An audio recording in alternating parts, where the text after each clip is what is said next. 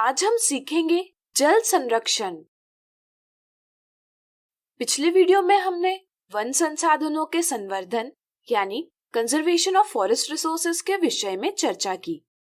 वनों की तरह जल भी हमारे लिए महत्वपूर्ण संसाधन है। चलिए उन कारणों पर चर्चा करें जिसके कारण हमें जल संसाधन का संवर्धन करना आवश्यक है। हमारे देश में वर्षा मुख्यतः मॉनसून पर निर्भर करती है, इसलिए वर्षा की अवधि कुछ ही महीनों तक सीमित रहती है। वनों की कटाई के कारण वर्षा के तंत्र में परिवर्तन आ रहा है। पेड़ न होने के कारण वर्षा का जल भूमि में नहीं जा पाता, वह बह जाता है तथा समुद्र में मिल जाता है।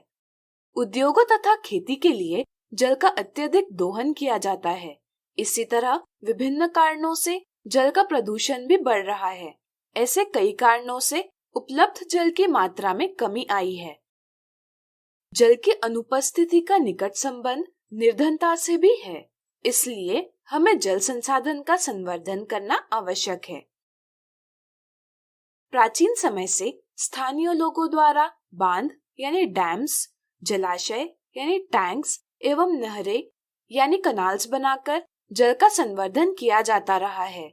इन जलाशयों का प्रबंधन स्थानीय लोगों द्वारा किया जाता था ताकि जल पूरे वर्ष उपलब्ध रह सके। सदियों के अनुभव की सहायता से जल की उपलब्धता को देखकर उचित फसल प्रतिरूप यानी क्रॉपिंग पैटर्न अपनाए जाते थे। सरकार द्वारा बड़ी परियोजनाओं जैसे विशाल बांध और लंबी नहरों का निर्माण किया गया, जिसके साथ जल संवर्धन के इन स्थानीय तरीकों का महत्व कम होता गया। इन स्थानीय तरीकों का प्रबंधन और प्रशासन सरकार के पास जाने के साथ स्थानीय लोगों का इन पर से नियंत्रण समाप्त हो गया। जल संवर्धन हेतु बांध महत्वपूर्ण परियोजनाएं यानी प्रोजेक्ट्स हैं।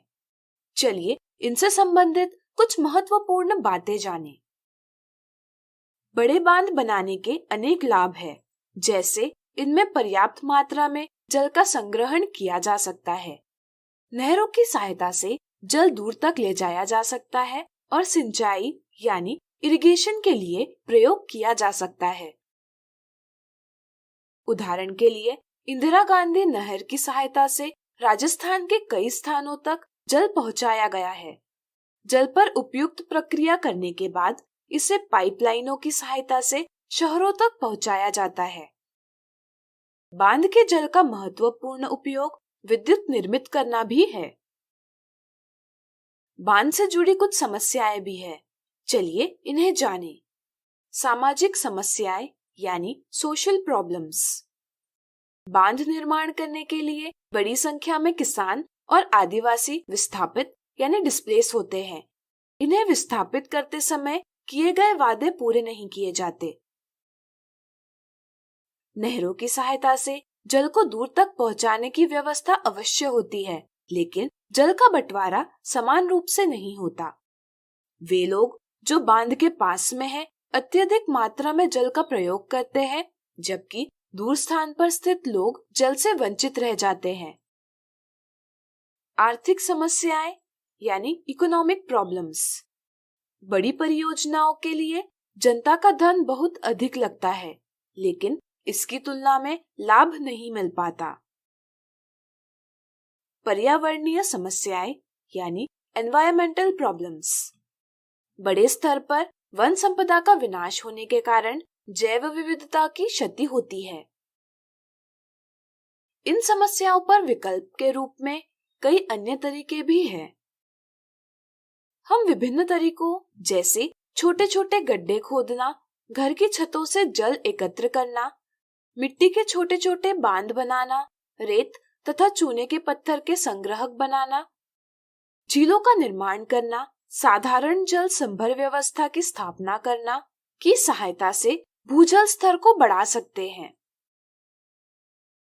विभिन्न स्थानों पर जल संग्रहण की प्रचलित विधियां भी है, जैसे राजस्थान में खादीन, बड़े पात्र एवं नाड़ी, महाराष्ट्र के बंधारस और ताल, मध्य प्रदेश और उत्तर प्रदेश में बंधिस, बिहार में अहार तथा पाइन, हिमाचल प्रदेश में कुल्ह जम्मू के कांदी क्षेत्र में तालाब, तमिलनाडु में एरिस यानी टैंक, केरल में सुरंगम, कर्नाटक में कट्टा इत्यादि विधियां आज भी उपयोग में हैं। इसमें मानव निर्मित नहरों की सहायता से नदी की धारा का रास्ता बदलकर जल को गांव लाया जाता है, जिससे गांव को जल की आपूर्ति होती है। इन स्थानीय संरचनाओं का नियंत्रण स्थानीय लोगों को देने से अवश्य ही अकुशल प्रबंधन और अतिदोहन पर अंकुश लगाया जा सकता है। समतल भूभाग पर जल संग्रहण की तुलना में भौम जल यानी अंडरग्राउंड वाटर के स्तर में वृद्धि करने के कई लाभ हैं, जैसे छोटे गड्ढों में सीमित मात्रा में जल एकत्रित किया जा सकता है तथा इसे सिर्फ कुछ ही महीनों तक संग्रहित रखा जा सकता है, जबकि भौम जल में जल एकत्रित करने की मात्रा सीमित नहीं है, क्योंकि यह आसपास के क्षेत्र में फैलता जाता है तथा लंबे समय तक संग्रहित किया जा सकता है।